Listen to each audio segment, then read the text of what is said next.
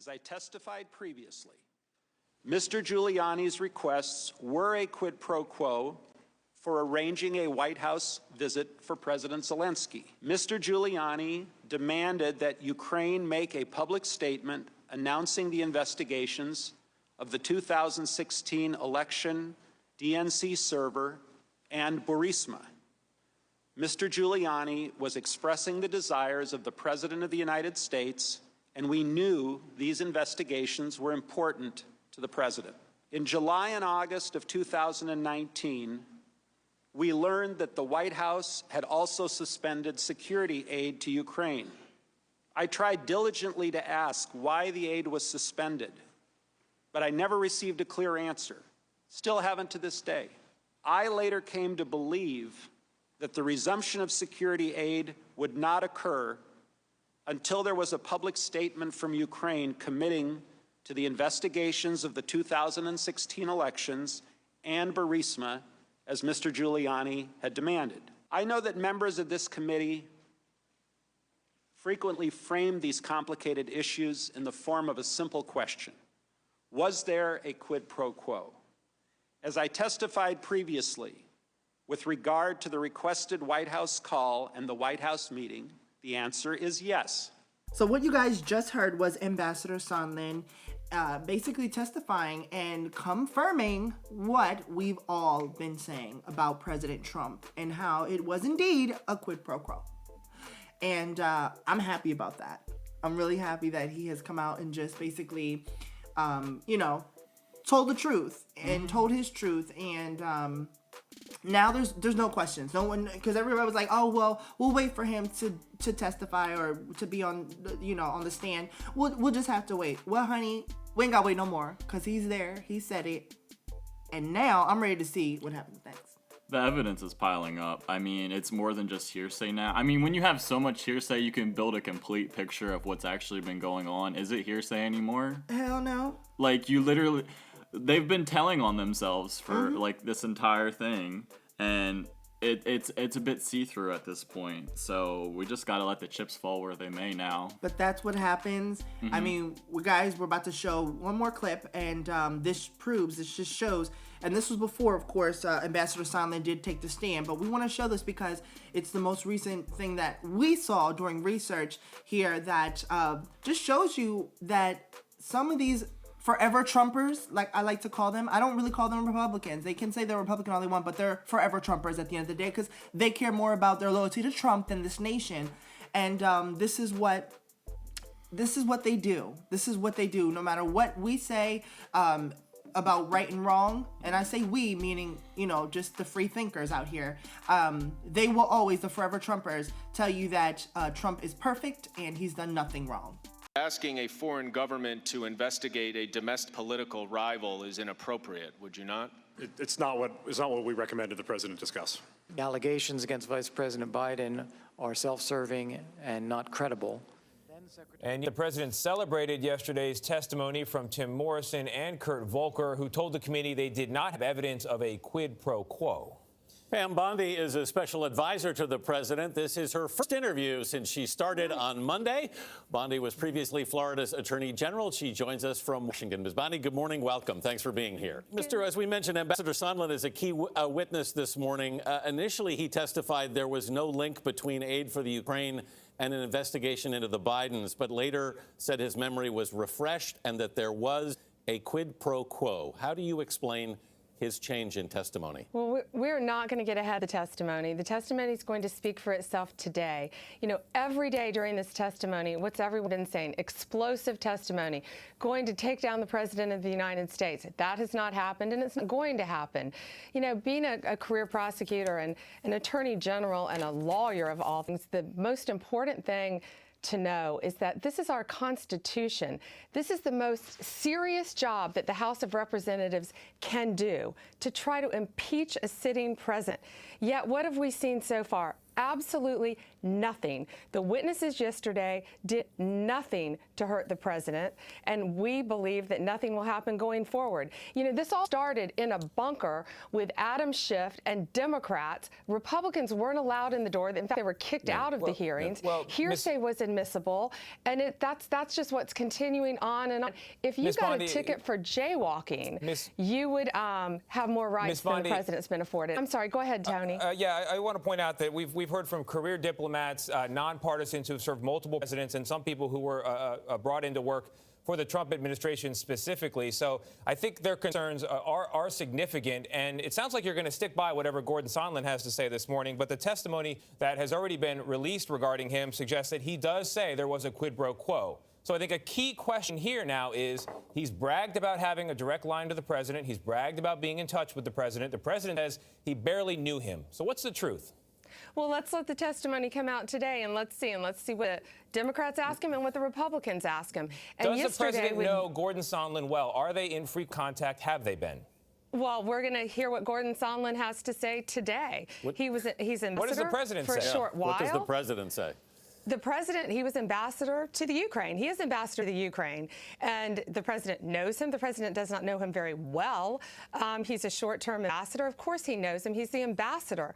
But, you know, let's go back to the two witnesses that you talked about, Vindman and Williams. What did they say based on the transcript that, by the way, the transcript, read the transcript is very important because the transcript speaks for itself. It's not a transcript, I want to point out. It's a call summary. There's been some dispute about whether everything was included.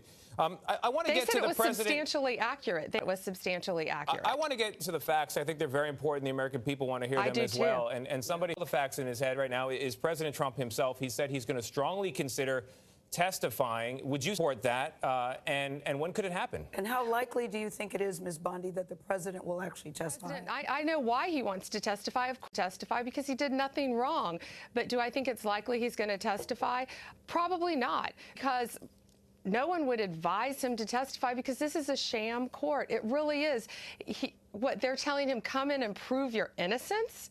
Is that the system in which we live? I believe things will be equal and fair if it goes to the Senate, when it goes to the Senate. But no, the president should not testify. I know exactly why he wants to, though, but no human being should have to come in and prove their innocence.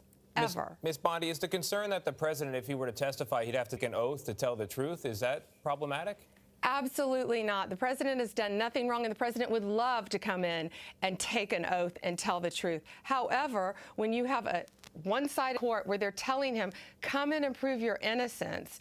You know, Tony, if you got a jaywalking ticket walking across the street in New York, which I know you don't do, you would have more rights than the President of the United States has been afforded. It's really been outrageous. It's a sham what they've been trying to do. Yet the President has continued running our country every day. And every day when this is going on, every day these hearings, what are we missing? USMCA. How important that is. Drug price, everything else. Ms. Bondi, I want to go back to Ambassador Sondland because he's testifying today again. He has bragged that he talked to the President whenever he wanted. Is that accurate? Well, he clearly had conversations with the President of the United States. He's ambassador to Ukraine. But as far as aid getting up, because aid was released, and we're very proud of that. Lethal aid to Ukraine, much more than the last administration, without any investigation being open. We're very proud of that. And, you know, they're saying he held aid back because of all these different reasons. That's not why. Aid released well before the deadline. It was released on September 15th, and a lot of things going on in our world then. And, you know, have you seen the letter that Ron Johnson wrote about the aid being released? Back on August 31st, Ron Johnson says in a letter that the president talked to him and said, good things are going to happen. Aid's going. I think you're going to be very happy what's going to happen regarding the aid. Ms. Bondi, before you go, go ahead, Gail. How is the president to know that he said he was getting a jump start on his physical? I don't know any man that goes early to a physical. Can you just tell us how he's doing? How is his health? Okay, first of all, going early to a physical was getting it out because he had a day on his calendar where he could get to Walter Reed. I was with the president yesterday, and I can tell you directly from him, his health is excellent. He did not suffer a stroke. He did not suffer a heart attack, not even close. That is 100% fake news, and thank you for asking, Gail. His health wonderful. All He's right, fine. Pam Bondi. Pam Bondi. All right, so we heard that this has been what all of the forever Trumpers do. So this is not, and this is again before Ambassador Sondland has finally put the nail in the coffin. In my opinion, this is like the smoking gun and the ending of that by saying that there in fact was a quid pro quo. So I mean, what else is there to say? We just got to see how this unfolds. We just got to see what happens now. Because, honey, I'm like, hold up. Is he going down? Like, because... Will he testify? How many times has he said, oh, I'll release this. Oh, I'll do this. Oh, I'll testify. Oh, yeah, I'm looking forward to doing this. And then he ends up not doing it, or his attorneys say no. If I was his attorney, I would not recommend he testify. I wouldn't either. And that's why he's not going to. Not if he wants to lose. Well, a lot did happen before. The standout was Marie Yovanovitch. I think her testimony was a real standout because in real time, he actually tweeted about her. And that is considered, what he said was considered in that moment, witness intimidation.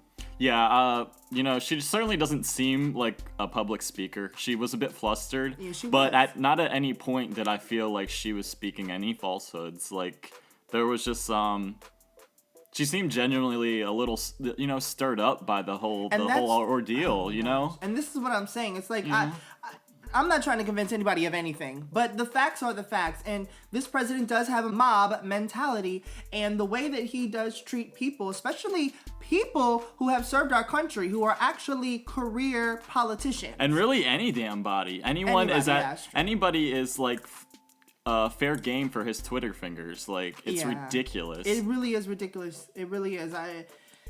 I swear, I'm sure he wouldn't have been the only president in our history if Twitter was, back in the day, but it wasn't.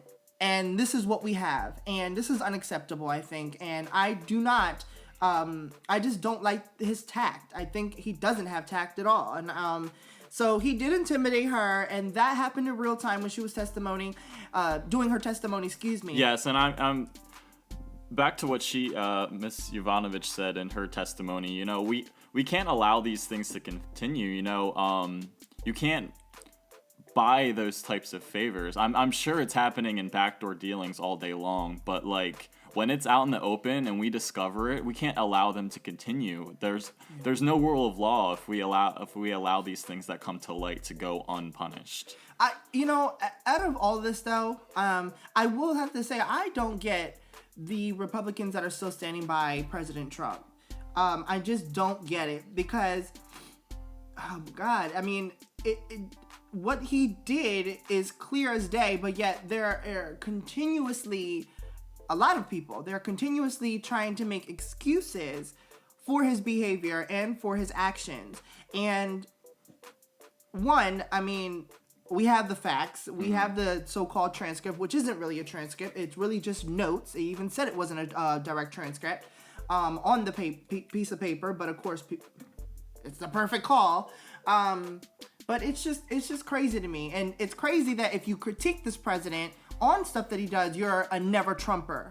And this is the rhetoric he does. He uses these types of words, these types of phrases to scare and intimidate people and rally up his base. The most positive impact these types of hearings, that we've been seeing for a long time now, even during Obama's presidency, when we get to see these representatives actually speak, it's a portrait really of what goes on in Washington, because a lot of these Republicans that are just mouthpieces for a certain agenda, they've been mouthpieces for other people in power, and they've been mouthpieces for other agendas that have been being pushed. And like when you see also like the coups of Democrats that fire back with like a similar script, and then you get to see these shining beacons of hope of these legislators who are actually paying the fuck attention. Excuse my language, but they're paying the fuck attention, and they're there fighting for us, and they want to see a resolution in government and policy that will actually represent the people's interests and not the interests of paid for and bought for politicians. Exactly. No, well said. I think that is definitely something that we all should take heed and watch for, because it is playing out in front of our eyes, you guys. This is what people were asking for, and the hearings are live. So, I mean, just watch. Now, going back to Ambassador Sondland, it's crazy the people that liked when he was saying that it didn't happen or that it wasn't a quid pro quo, but then the moment he went out against it and said it was, and his testimony this morning clearly said that it was, which I'm very happy about because the facts we already knew were that. So I'm glad that, now it's out there. It's funny how all those people turn on him now, and they're talking about him, and the president's like, I don't know him, and all this stuff. And this is what just unnerves me. And this is what I thought that people were talking about when they like drained the swamp of those people that act like that. Well, we will just have to see, you guys, as this unfolds. We'll try to bring it to you. We're days late on this topic only because I was waiting. We were waiting for Ambassador Sondland, and now he's here, and I felt it was due time, to kind of not recap, but just speak on it. And now we want you guys to speak on it. So please leave a comment down below and let us know your points of view on these impeachment hearings. Again, keep it classy, not trashy, please. We want your assessment of the facts too. Like, is there enough to impeach? Like, not just your feelings on the topic. I know we all have very strong feelings about this right now, but like, we really want to know, like, what do you have to offer us in this discussion here? So chime in, Yes. We'd love to hear from you. And if you are new to the channel, do not forget to smash that subscribe button and make sure you guys, because we don't have a upload schedule at the moment, make sure that your notifications are on. So smash the bell too, because, we want you guys to come back and see what we have coming up, because we will definitely be back. This story is forever unfolding. But until next time, you guys, thanks for joining us, and we'll see you next time. Bye. See ya.